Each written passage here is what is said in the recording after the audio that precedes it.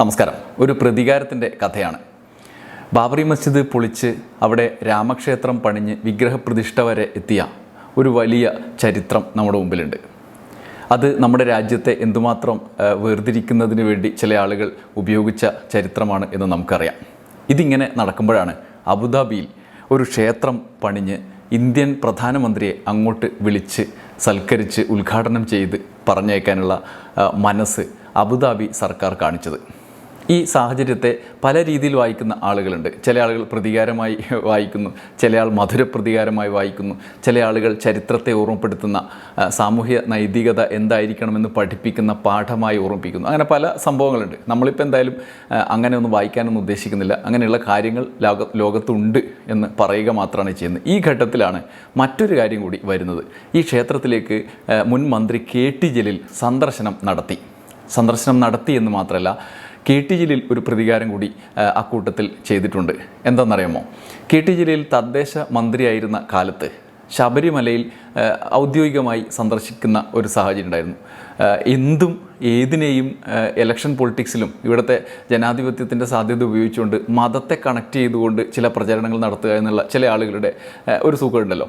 അങ്ങനെ മുരളീധരൻ അന്ന് പറഞ്ഞു, KT ജലീലിന് ശബരിമലയിൽ എന്ത് കാര്യം എന്ന് ഒരു പറച്ചിൽ പറഞ്ഞു, ഒരു ചോദ്യം ചോദിച്ചു. ആ ചോദ്യത്തിൻ്റെ അർത്ഥം ഈ നാട്ടുകാർക്കെല്ലാം അറിയാം. ഇപ്പോൾ മുരളീധരനോട് ചോദിച്ചാൽ മുരളീധരൻ പറയും, അതിനിപ്പോൾ എന്താ KT ജലീലിന് ശബരിമല എന്താ കാര്യം അറിയാത്തതുകൊണ്ട് ചോദിച്ചാലേ ഉത്തരം പറഞ്ഞാൽ പോലെ എന്ന് പറയും. പക്ഷേ KT ജലീലിന് ശബരിമലയിൽ എന്ത് കാര്യമെന്ന് മുരളീധരൻ ചോദിക്കുന്നത് എന്തുകൊണ്ടാണെന്ന് നമുക്കറിയാം. ഇപ്പോൾ അബുദാബിയിലെ ക്ഷേത്രം സന്ദർശിച്ച് KT ജലീൽ മുരളീധരൻ്റെ ആ പ്രയോഗത്തിനുള്ള ഒരു മധുര പ്രതികാരം കൂടി ചെയ്തിരിക്കുകയാണ്. അത് എന്താണ് എന്ന് ആക്കാം നമുക്ക്. KT ജലീൽ ഒരു വിശദമായ ഫേസ്ബുക്ക് പോസ്റ്റ് ഇട്ടിട്ടുണ്ട്. ഈ പോസ്റ്റിന് മുരളീധരനോടുള്ള പ്രതികാരം എന്നുള്ള ഒരു പോയിന്റ് കൂടാതെ എന്താണ് അബുദാബിയിലെ ക്ഷേത്രത്തിൻ്റെ പശ്ചാത്തലം, അതിൻ്റെ ചരിത്രം, എങ്ങനെയാണ് അത് ഉദ്ഘാടനം ചെയ്യപ്പെടും വരെയുള്ള ഒരു യാത്ര എന്നൊക്കെ ഈ പോസ്റ്റിലുണ്ട്. നമുക്ക് കുറച്ച് ഇൻഫോർമേറ്റീവ് കൂടിയാണ്. അതുകൊണ്ടാണ് ഞാനിത് നിങ്ങളുടെ മുമ്പിൽ അവതരിപ്പിക്കുന്നത്. കേൾക്കാം. അബുദാബിയിലെ ക്ഷേത്രം 2024 ഫെബ്രുവരി 14 അബുദാബിയിൽ പണി പൂർത്തിയായ ബാബ്സ് ക്ഷേത്രം ഇന്ത്യൻ പ്രധാനമന്ത്രി നരേന്ദ്രമോദി ഉദ്ഘാടനം ചെയ്തത്. മധ്യ പൗരസ്ത്യ അറേബ്യൻ രാജ്യത്ത് ആദ്യമായാണ് ഒരു ലോകോത്തര ക്ഷേത്രം നിർമ്മിക്കപ്പെടുന്നത്. ചെറിയ ക്ഷേത്രങ്ങൾ സ്വകാര്യ ഉടമസ്ഥതയിൽ പലയിടങ്ങളിലും ഉണ്ട് എങ്കിലും ഒരു പൊതു ഹൈന്ദവ ആരാധനാലയം എവിടെയും ഉണ്ടായിരുന്നില്ല. 1997 ഏപ്രിൽ 5 ഷാർജ സന്ദർശിച്ച സ്വാമി മഹാരാജാണ് മധ്യ പൗരസ്ത്യ ദേശത്തൊരു ക്ഷേത്രം നിർമ്മിക്കുന്നതിനെ സംബന്ധിച്ച് ചിന്തിച്ചതും തൻ്റെ ആഗ്രഹം സഹപ്രവർത്തകരുമായി പങ്കുവച്ചതും.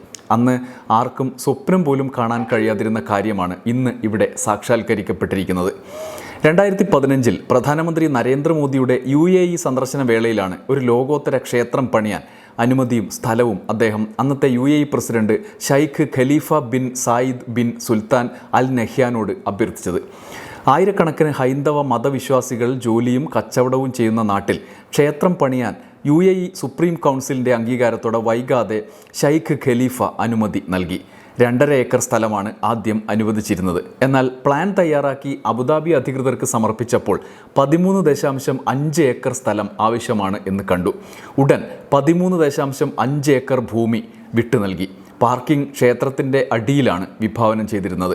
ഒരു ആരാധനാലയത്തിൻ്റെ താഴ്ഭാഗത്ത് ഷോപ്പിംഗ് കോംപ്ലക്സുകളുടേതിന് സമാനമായി വാഹന പാർക്കിംഗ് ഒരുക്കുന്നത് ഉചിതമല്ലെന്ന് കണ്ട UAE പ്രസിഡന്റ് ക്ഷേത്രത്തിന് പുറത്ത് പാർക്കിങ്ങിന് 13.5 ഏക്കർ കൂടി അധികം അനുവദിച്ച് ഉത്തരവായി. അങ്ങനെയാണ് വിശാലമായ 27 ഏക്കറിൽ ക്ഷേത്രത്തിൻ്റെ നിർമ്മാണം ആരംഭിച്ചത്. ഏതാണ്ട് 750 കോടി ഇന്ത്യൻ രൂപ ചെലവിട്ടാണ് UAEയുടെ ഔന്നത്യം വിളിച്ചോതുന്ന ക്ഷേത്രം പണിതിരിക്കുന്നത്. ഇതിൽ 95% സംഖ്യയും UAEയിലെ വൻ ബിസിനസ്സുകാരാണത്രേ സംഭാവന ചെയ്തത്. ഇന്ത്യൻ വാസ്തുവിദ്യയുടെ സൗന്ദര്യം മുഴുവൻ പ്രതിഫലിപ്പിക്കുന്ന അത്യാകർഷണീയമായ തച്ചുശാസ്ത്ര രീതിയാണ് നിർമ്മാണത്തിന് അവലംബിച്ചിട്ടുള്ളത്. 5 വർഷമെടുത്ത് പണിത ക്ഷേത്രം ആകാശത്തേക്ക് വിടർന്നു നിൽക്കുന്നത് കാണാൻ എന്തൊരു ചന്തമാണെന്നോ. ഇറ്റലിയിൽ നിന്നും രാജസ്ഥാനിൽ നിന്നുമാണ് ക്ഷേത്ര നിർമ്മിതിക്ക് ആവശ്യമായ മാർബിൾ കല്ലുകൾ കൊണ്ടുവന്നത്. കൈകൊണ്ടുള്ള കൊത്തുപണികളാൽ അലങ്കൃതമായ 30,000 കല്ലുകളാണ് ഇതിനായി ഉപയോഗിച്ചിരിക്കുന്നത്. കരകൗശല വിദഗ്ധരുടെ വിരൽ സ്പർശമേൽക്കാത്ത ഒരൊറ്റ കല്ലും ഇക്കൂട്ടത്തിലില്ല. 407 തൂണുകളുള്ള ക്ഷേത്രത്തിന് 7 ഗോപുരങ്ങളാണുള്ളത്. UAEയിലെ 7 എമിറേറ്റ്സുകളെയാണ് ഇവ പ്രതിനിധാനം ചെയ്യുന്നത്. ഇന്ത്യയുടെ വിവിധ ഭാഗങ്ങളിൽ നിന്നുള്ള 7 പ്രതിഷ്ഠകളാണ് ക്ഷേത്രത്തിനകത്തെ ശ്രീകോവിലുകളിൽ സ്ഥാപിച്ചിരിക്കുന്നത്. സ്വാമി നാരായൺ, ശിവ പരിവാർ, കൃഷ്ണ പരിവാർ, തിരുപ്പതി ബാലാജി, ഭഗവാൻ അയ്യപ്പൻ, ജഗന്നാഥജി എന്നിവയാണ് ആ പ്രതിഷ്ഠകൾ. ഇത്രയധികം പ്രതിഷ്ഠകൾ ഒരു ക്ഷേത്രത്തിൽ പ്രതിഷ്ഠിച്ചിരിക്കുന്നത് അപൂർവങ്ങളിൽ അപൂർവമാകും. ഇന്ത്യയുടെ എല്ലാ ഭാഗങ്ങളിലുമുള്ള ഭക്തരെയും ഇതിലൂടെ ബാബ്സ് ക്ഷേത്രത്തിലേക്ക് ആകർഷിക്കാനാകും. 2 പ്രധാന താഴികക്കുളങ്ങളാണ് ക്ഷേത്രത്തിനുള്ളത്. ഇതിലൊന്ന് സൗഹാർദ്ദത്തെയും മറ്റൊന്ന് സമാധാനത്തെയും പ്രതിനിധീകരിക്കുന്നു. ഓരോ കല്ലിലുമുള്ള രൂപങ്ങൾ വ്യത്യസ്ത ഐതിഹ്യങ്ങൾ നമുക്ക് പറഞ്ഞു തരും. വിശുദ്ധ നദികളായി ഹൈന്ദവ വിശ്വാസികൾ കരുതുന്ന ഗംഗയിൽ നിന്നും യമുനയിൽ നിന്നുമുള്ള തീർത്ഥം കലർത്തിയ കൃത്രിമ നദികൾക്കും പ്രകാശത്തിൻ്റെ നദിയായ സരസ്വതിക്കും നടുവിലാണ് ക്ഷേത്രം നിലകൊള്ളുന്നത്. ക്ഷേത്രത്തിൻ്റെ തൂണുകളും ചുമരുകളും കൊത്തുപണികളാൽ സമ്പന്നമാണ്. വെണ്ണക്കല്ലിൽ കൊത്തുപണികൾ കൊണ്ട് തീർത്ത തൂണുകൾ സന്ദർശകരെ അത്ഭുതപ്പെടുത്തും. ക്ഷേത്രത്തിൻ്റെ താഴത്തെ നിലയിൽ ലോക നാഗരികതകൾ പിറവിയെടുത്ത നദികളുടെ രേഖാചിത്രങ്ങൾ തൂണുകളിൽ രൂപകൽപ്പന ചെയ്തിട്ടുണ്ട്. സിന്ധു നദി, നൈൽ നദി, Mississippi, Congo, Volga, Yamuna, Yangtze, Amazon, Brahmaputra, Thames, Rio, Mekong, Euphrates, Tigris മുതലായ നദികളുടെ എല്ലാം വിവരണങ്ങളടക്കം ഇതിൽപ്പെടുന്നു. Indus, Egyptian, Arabian, Chinese, African, Mesopotamian നാഗരികതകൾ ഉൾപ്പെടെ 14 പ്രാചീന സംസ്കാരങ്ങളുടെ ചിത്രീകരണം ക്ഷേത്രത്തിൻ്റെ പുറം ഭിത്തികളിൽ കൊത്തിവെച്ചത് മാനവ മൈത്രിയുടെ ചിഹ്നങ്ങളായി നിൽക്കുന്നു. ഇതിൽ സോളമൻ രാജാവിൻ്റെ ഭരണകാലവും കാണാം.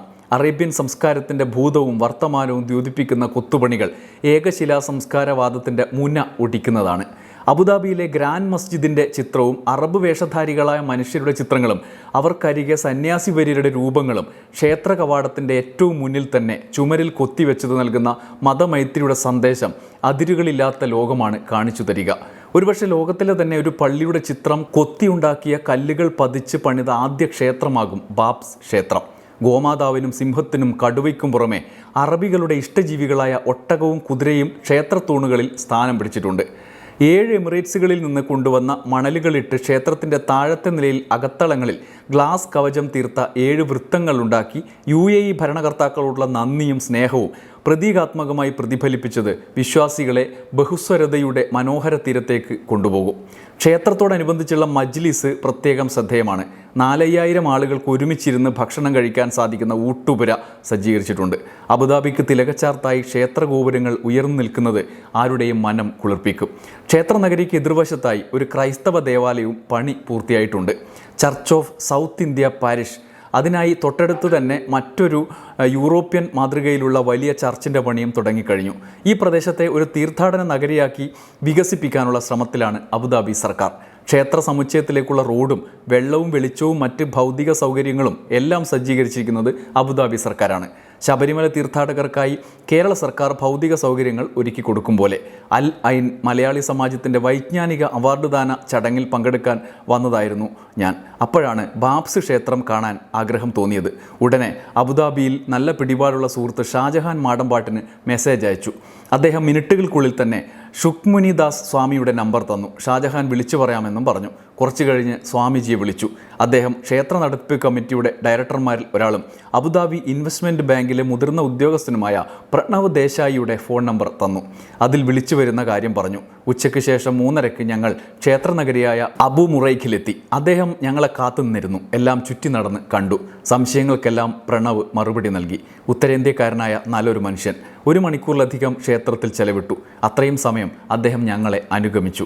Mechanical എഞ്ചിനീയർമാരായ Cholakkara Abdul ബാസിദും ജോസിദ് K ജോൺസണും ബഹ്വാൻ international ഗ്രൂപ്പിൻ്റെ ദുബായിലെ ഓഡിറ്ററായ CP ജാസിമും ഒരു സ്വകാര്യ സ്ഥാപനത്തിൻ്റെ ചീഫ് അക്കൗണ്ടൻറ്റ് അജയ് കർത്തലയും എന്നോടൊപ്പം ഉണ്ടായിരുന്നു. മതസംഘചിതത്വത്തിൻ്റെ പുറംതോട് പൊട്ടിച്ച് മനുഷ്യർ പരസ്പര സഹകരണത്തിൻ്റെ പ്രവിശാലതയിലേക്ക് നടന്നെടുക്കുന്ന കാഴ്ചയോളം ശാന്തി നൽകുന്ന ദൃശ്യം വേറെ ഉണ്ടാവില്ല. മുഹമ്മദ് നബി അന്ത്യവിശ്രമം കൊള്ളുന്ന മസ്ജിദുന്ന ബവിയിലേക്കും ലോകത്തിൻ്റെ ആദ്യ മസ്ജിദായ ഖുബ പള്ളിയിലേക്കും ഉഹ്ദ് മലയിലേക്കും എത്രയോ കാലങ്ങളായി മുസ്ലിങ്ങളല്ലാത്തവർക്ക് പ്രവേശനം അനുവദിച്ചിരുന്നില്ല. മതത്തിൻ്റേതല്ലാത്ത ആ മതനിയമം സൗദി ഗവൺമെൻറ് പൊളിച്ചെഴുതി. ചരിത്രം മാറ്റിക്കുറച്ച ആ തീരുമാനം നമ്മുടെ നാട്ടിലെ സംഘപരിവാറുകാർ അറിഞ്ഞിട്ടില്ലേ? ഏതാനും ആഴ്ചകൾക്ക് മുമ്പാണ് ഇന്ത്യയിലെ ന്യൂനപക്ഷ ക്ഷേമ വകുപ്പിൻ്റെ ചുമതല വഹിക്കുന്ന സ്മൃതി ഇറാനിയും കേന്ദ്ര വിദേശകാര്യ സഹമന്ത്രിയും മലയാളിയുമായ മുരളീധരനും അടങ്ങുന്ന ഇന്ത്യൻ ഡെലിഗേഷൻ മസ്ജിദുന്ന ബവിയും ഖുബ മസ്ജിദും സന്ദർശിച്ചത്. ഇതോടെ സൗദി അറേബ്യ മതസഹിഷ്ണുതയുടെ പുതുചരിത്രമാണ് രചിച്ചത്. ഞാൻ തദ്ദേശ വകുപ്പിൻ്റെ മന്ത്രിയായിരിക്കെ ശബരിമലയിൽ ഒരുക്കങ്ങൾ വിലയിരുത്താൻ സന്നിധാനം സന്ദർശിച്ചതിനെ വർഗീയവൽക്കരിച്ച് ജനങ്ങൾക്കിടയിൽ ഭിന്നിപ്പുണ്ടാക്കാൻ ഇപ്പോഴത്തെ കേന്ദ്രമന്ത്രി മുരളീധരൻ അന്ന് നടത്തിയ പ്രസ്താവന കേരളം മറന്നിട്ടുണ്ടാവില്ല. ജലീലിന് ശബരിമലയിൽ എന്ത് കാര്യം എന്ന് ചോദിച്ച മുരളീധരനോട് താങ്കൾക്കെന്താ മദീനത്ത് കാര്യം എന്ന് ആരും തിരിച്ചു ചോദിച്ചില്ല. അതാണ് സംഘികളും മറ്റുള്ളവരും തമ്മിലുള്ള വ്യത്യാസം.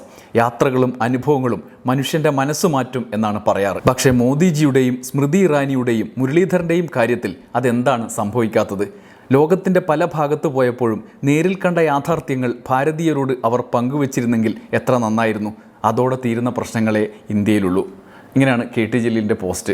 വിശദമായ കുറേ വിവരങ്ങൾ കൂടി നമുക്ക് ലഭ്യമാണ് ഈ പോസ്റ്റിൽ നിന്ന്. അവസാനം മുരളീധരനോട് പറഞ്ഞ കാര്യം പറയേണ്ട കൃത്യമായൊരു സമയത്ത് മറുപടിയായി പറഞ്ഞു എന്നത് രസകരമായി. നന്ദി, നമസ്കാരം.